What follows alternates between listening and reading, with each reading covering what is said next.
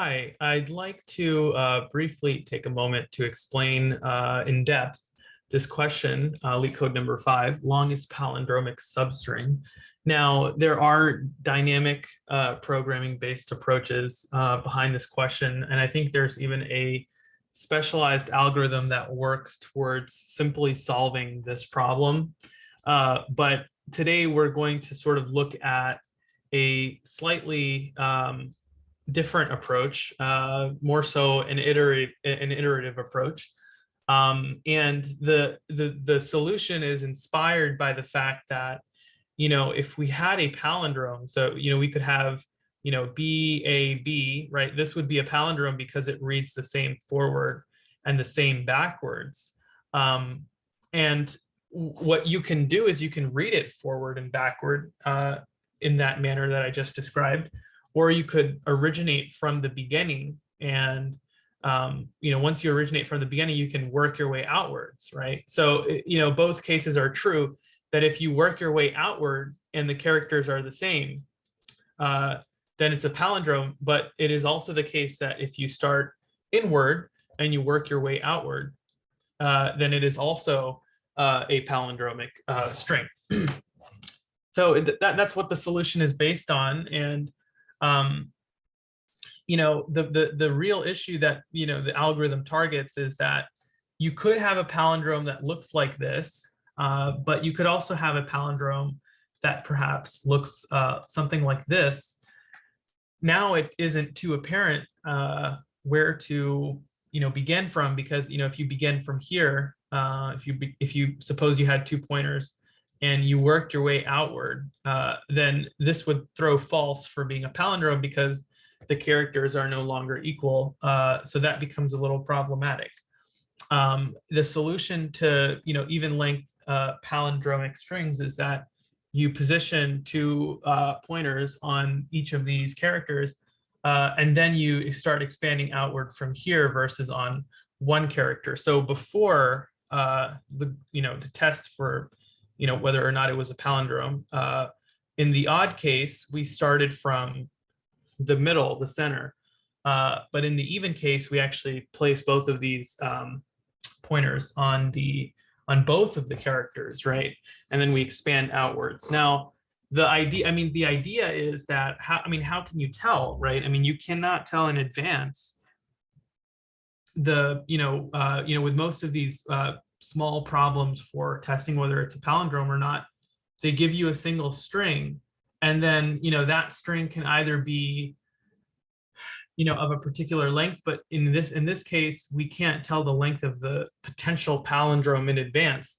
So what we do is we actually we treat each letter as if though it was a part as if though it was the center of a palindrome of odd length, and then we also treat each character as if though both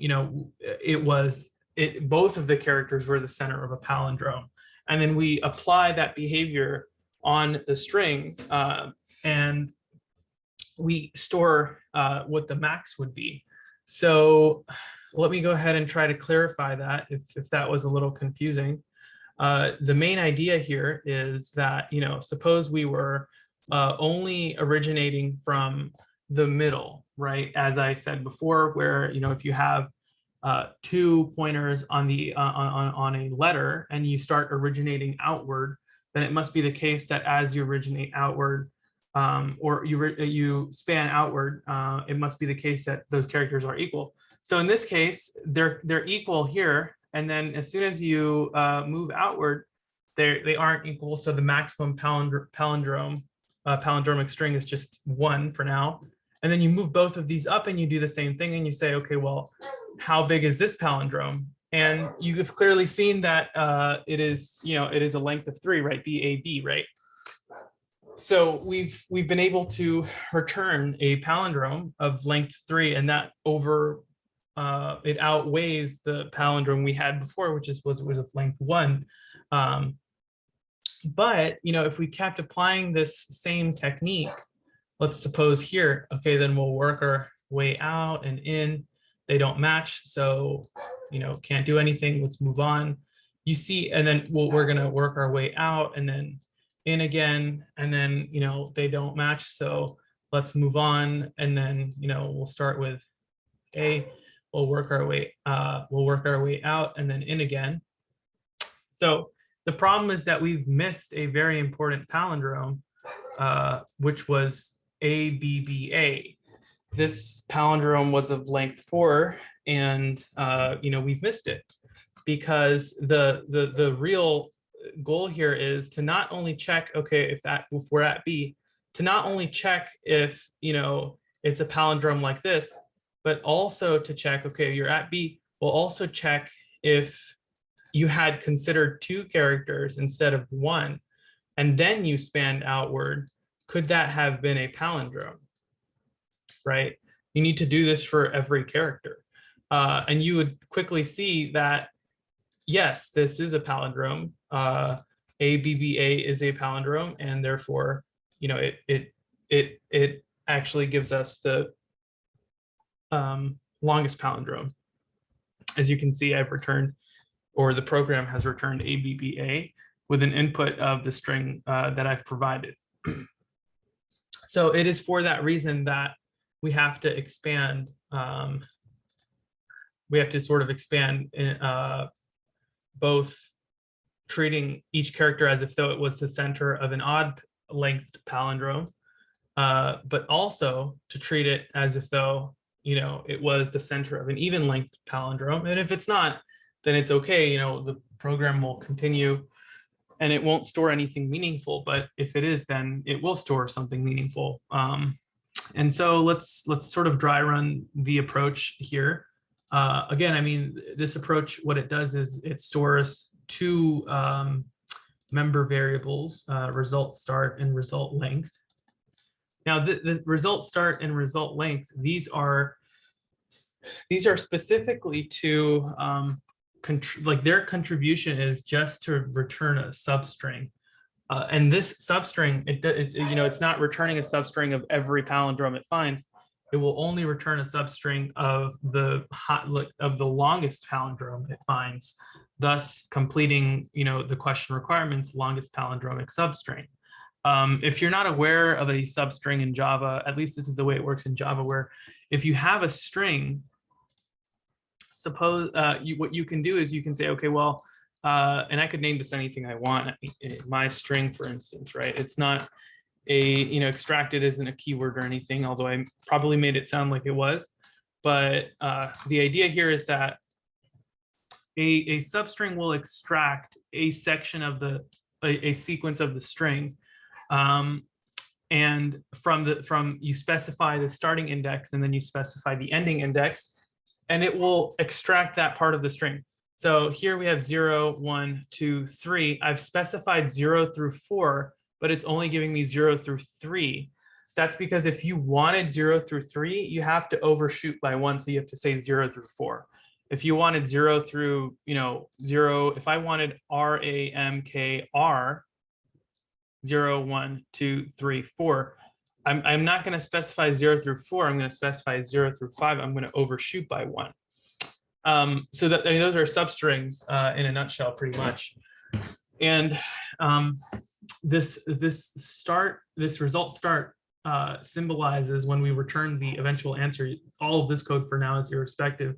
Just know that we are returning a substring, and when we return that substring, the result start, this class member variable result start will act as the index from where our longest substring begins, and it will then return result start plus the result length. This will actually, result start plus the result length will be actually equivalent to our ending index. And I'll go into more depth about that as I debug this code. But as you can see, so this longest palindrome takes in a string, and actually this part of the code is redundant. I don't think that's necessary, actually. Or it's just storing the length of the string so that I used it down here, but you could have done s.length -1 as well. But at any rate, if the string length is less than 2, meaning that the string length is either 0 or the string length is either 1, then we just return the string. There isn't too much to it at that point because it cannot be a palindrome if the string is empty or there is just one character in the string. Or if it is a palindrome if there's only one character, but the palindromic string in that case would just be that string. So in both cases, if the string length is less than 2, or if it's less than 2, that means it's either 0 or 1. In both cases, we return S. Here, we have a for loop, and the for loop, it starts from 0 and it goes till the end of the array. And you increment start by 1 each time. And by the way, I mean, we only want it to move to the end of the array because we don't want to have an index out of bounds error. So in order to get it to, move to the end, we could just say, this is sort of confusing. If we do s dot length here, actually, this should be sufficient. This should also work in the same way. So now it's not finding str length because I've removed it. So s dot length. This should also be a sufficient answer here. Okay. But yeah, if the length is less than 2, then we'll return. Otherwise, we start from the beginning, and we want to make sure that we're not overstepping our bounds. If the string length is like 5 or something, the maximum count for the index will go up to 4. So, if start is equal to s dot length, that means start is equal to 5, in which case it won't execute anymore because the maximum number of indices is 4. And then so you call this expand range function twice, one where you treat each character as if though it was the center of an odd length substring. And then again, you call it on the same character, but you also consider the adjacent character as if though it was a part of an even length substring where both of the characters contribute to the palindromicity of the string. And this we'll get more into. The expand range method, really it's just this. It's just this. While as you move, suppose we were here, right? Suppose we were here. And all it's saying is that, the character that begin is pointing to should equal the character that end is pointing to as you move them up. So as you move them up, they should be equal, right? And then as soon as they're not equal, you found the maximum palindrome considering those characters. And so you essentially, you want to store the length of that palindrome, and that's where this if block comes into play. If all you're doing is you're storing the maximum length of the palindrome, and if at any given point after performing all of this logic, if the result length is less than this formula here, n minus begin minus 1, n minus begin minus 1 is the length of the palindrome that you just found. So just to make this more clear, I could say int, recent length equals n minus begin minus 1. I could call this recent length just so that it's not confusing. So as I was just doing that, I found the length of the palindrome, however big it was. It doesn't have to be the maximum. It's just that I found the palindrome length.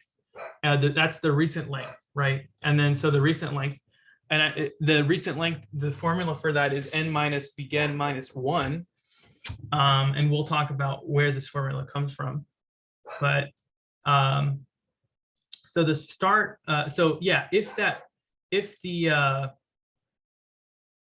the result length, the highest length that we have yet to, the highest length that is stored in the program, if that is less than the recent length, that means the recent length that we just calculated is greater. And therefore we want to store where that started from and where that started from and what was its length, right? So that when we come back to returning the substring, it should become more apparent. Like, okay, this is what we start with. This is our starting index, and then we'll talk more about that parameter there. But so, if we find a string, if the recent length is greater, then we need to store where it starts from. And then we also need to store its length, because that is going to play a pivotal role in calculating the substring. And again, I mean, I think this is more intuitive if I change this around to where I said, okay, if the recent length, if the recent length that I have here is greater than the result length, then I want to store information about, okay, well, then the result start will be begin plus one. Begin plus one, remember, begin belongs to the recent length here. And so we want to store information about where it started from and where it ended. And we'll talk about why this is begin plus one and why this is n minus begin minus one. Again, n minus begin minus one is just the recent length, right? So we'll just call this recent length, right? And all of this code should work. I mean, I'm just making it more readable, right? Let's see, string out of bound exception. Yeah, so like I was saying before, like this is the main code here, and then everything that you tack on to that as extra, like, if you're decrementing begin, then you want to make sure that as you decrement it, it never reaches out of bounds. So you want to make sure that the beginning is greater than or equal to 0. If it's 0, that's fine, because the numeration for arrays is 0. But then you're also incrementing end, and so there's a possibility that the end could, as you increment end, you could probably walk off the edge. So, and the end should be, less than st, the string length, right? Right. So this I removed just to make clear what the main logic was, which was str.char at begin equals str.char at end. But all of this is just a bound check, right? It's just a bound check, and so it should perform now, right? So once that bound check is in place, then you can sort of check other things that are of your concern. But nonetheless, the whole algorithm, all it does is it stores the beginning and the end. Not the beginning and the end, but it stores where the longest palindrome begins, and the length of that palindrome, that will play a pivotal role in defining the ending index. If the length is less than 2, then it's either 0 or 1, in which case it makes sense to just return the string. We have a for loop, and we treat each character as if though it was the center of an odd length palindrome, in which case the center, both pointers will rest on the center. So start dash start, start comma start, they're both going to be pointing at the same indices, right? But in the event that it is not a part of an odd length palindrome, and we are faced with a palindrome like this here in the middle, which is sort of nested inside, where we want to also consider something like this, where you have A, B, B, A. This is a palindrome, so you want to position start and end on 2 pointers, or 2 characters rather. And so you expand outwards for both. You want to cover both of your bases. You don't know in advance whether it's an odd length palindrome or an even length palindrome. So you do this here, and yeah, and then you filter through the expand range, and then whichever is, if it finds something that's greater, then it's going to store information about that, and that information will help us return the substring. So let's dry run this code and see this in action for this particular input example. So let me go ahead and run this just so I have a connection to it.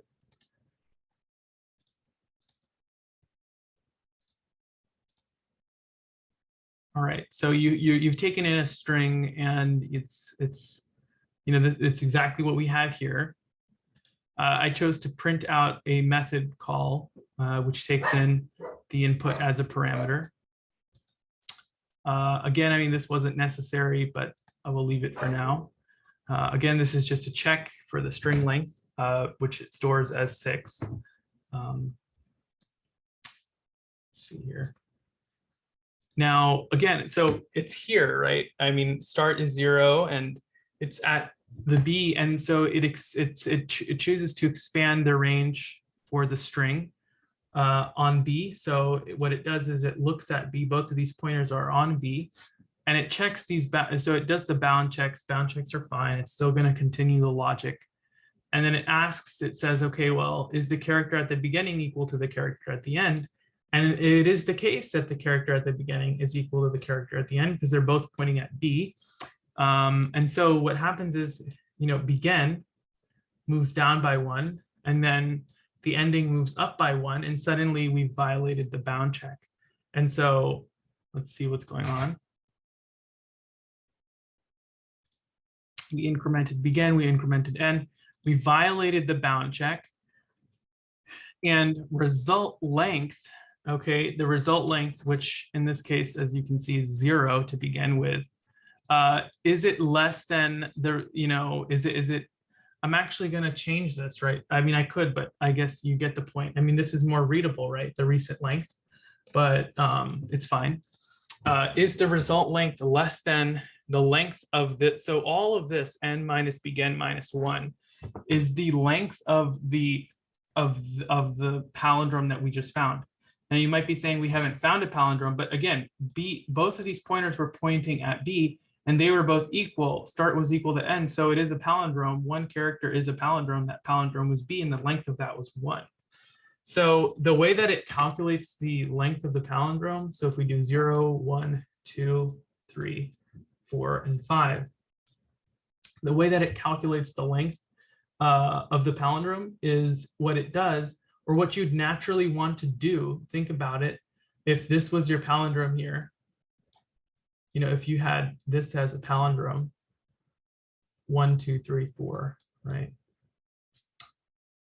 By the time usually what the palindrome is, you take the upper bound 4, right? You take the upper bound and you subtract the lower bound, and then you get the difference in between length. Like suppose you had like a 7-foot stick, and the starting point was at like, I don't know, 6 or like 3 or something. You want the length of this. You kind of want well, it's not a 7-foot stick, but these are two numbers that identify the starting point and the ending point of the stick. So what's the length? You would just take the bottom bound and you'd subtract off the lower bound. You'd say, okay, the length of this stick is 4. And if you try to do that here, you see that you get 3. You're getting 1 less than you want. And that should make sense because the numeration for an array starts from 0. So it makes sense that you're getting 1 less than you want. So what you do is you do the right bound, right? Minus the end bound, right? But then since you're going to get 1 less, you add 1 to it, right? So what in the case of where this is our beginning and this is our end, the formula is you do end minus the beginning, the greater minus the smaller, but then you have to add 1 to it to compensate for the fact that this is the array is numerated with zeros, right? But the thing is that by the time that you have left the while loop, this condition, str begin equal to str end, this condition was falsified. So that means they are 1 more than where they should be, right? That's how you stop sensing the palindrome, right? They become 1 more than what they should be. And if you do that, if you say, okay, 5 minus 0, and then again, like I said, plus 1, remember, here, you know, you wouldn't get the answer, right? I mean, you would do the end minus the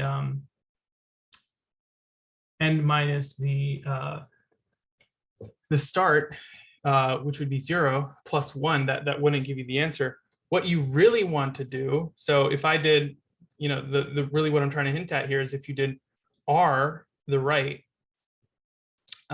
minus the end, right, plus 1, as we were saying, which usually works. If you did that here, remember they're moved up by 1 more than they should. If you did that, that would be a problem. So what you do is you say, okay, well, the right, you would want 1 behind, right? And the end, you would want 1 up, because you want your pointers, you know, you want your pointers here, right? So you want your ending to be 1 up, right? You're still adding 1 to take into account that the numeration for the array is off by 1. So then if you simplify that, r minus 1 minus what the ending was, plus 1,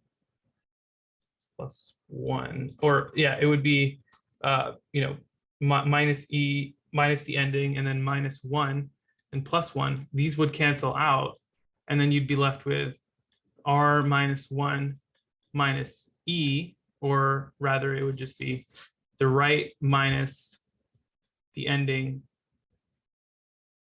or the right minus the left. Jesus Christ, I've butchered this explanation. All I'm trying to say is that, you know, usually when you do, when you try to find the length, it's r minus, not r minus e, but it's the, you know, the right minus the left, right? The right minus the left plus 1 to take into account that it's been offset. But then all you have to do is you have to say that, okay, the right you wanted 1 behind, right? Minus, and the, you know, the left you wanted 1 up. And so this is what you're left with. And then once you simplify this, you're left with this formula, which says r minus l minus 1. And so that's what you do. You take the right bound minus the lower bound, and you subtract 1 from it. So the right bound is 5 minus the lower bound, which is 0. And then you subtract 1 from it, and then you get 4. And 4 is the length of the substring, right? So that's what you're doing. And that's why this formula is end minus begin minus 1, specifically for that reason. And so that I just wanted to explain why that was the case.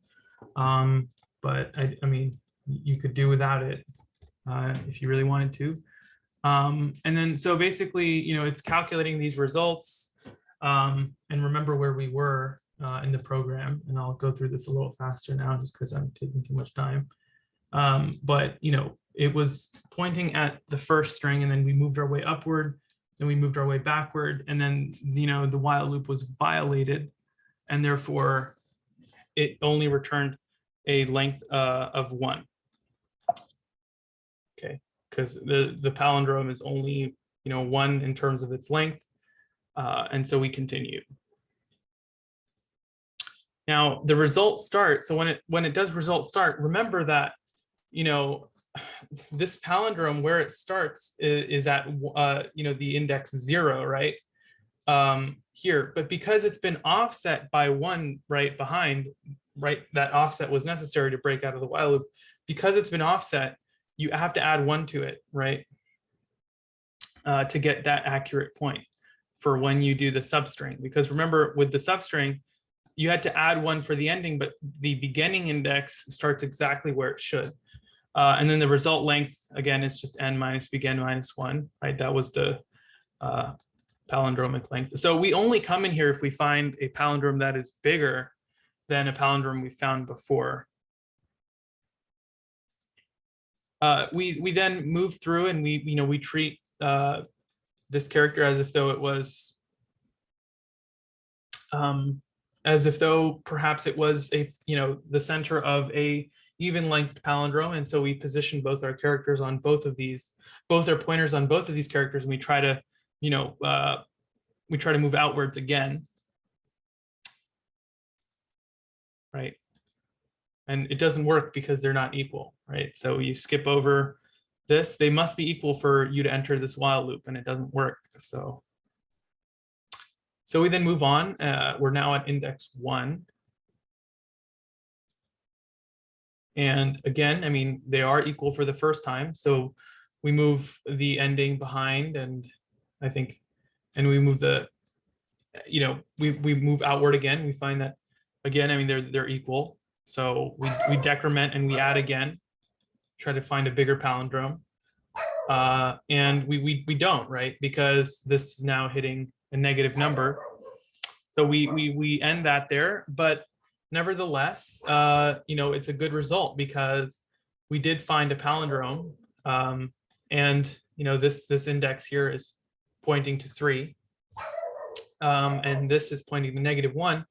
Remember that, you know, if we wanted a palindrome, we would just take the top bound, subtract it from the lower bound, right? That's how you get the length of anything.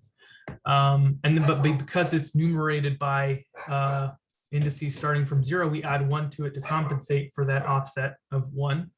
But again, we want the length calculated from, had these not been shifted, we want the length of this palindrome, BAB, right? Instead of having them shifted over by 1. So the R should ideally be subtracted by 1 to reflect that, minus the L, which should be added to reflect that. And then that +1 there remains.